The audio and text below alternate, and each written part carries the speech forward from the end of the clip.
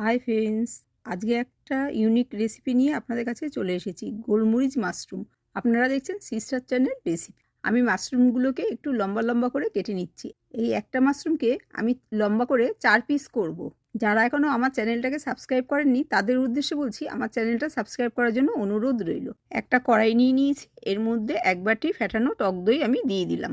এরপরে দিয়ে দিচ্ছি এলাচ, লবঙ্গ, গোলমরিচ, কাঁচা লঙ্কা, 1 চামচ ড্রাই রোস্ট করা কসুরি মেথি, গোলমরিচের গুঁড়ো, 1/2 চামচ বিট লবণ, 1/2 চামচ নর্মাল লবণ, কুচিয়ে রাখা টমেটো আর মাশরুমগুলো সব এর মধ্যে দিয়ে দিলাম। তড়কা প্যানের মধ্যে আমি 2 চামচ তেল গরম করে রেখেছিলাম, সেই তেলটা আমি এর মধ্যে ঢেলে দিলাম। ঢেলে ভালোভাবে মিশিয়ে নিয়ে গ্যাসের ওভেনটা অন করে আমি বসিয়ে দিলাম মাত্র 10 মিনিট। 10 মিনিটের মধ্যেই আমার সম্পূর্ণ তৈরি হয়ে গেল গোলমরিচ মাশরুম।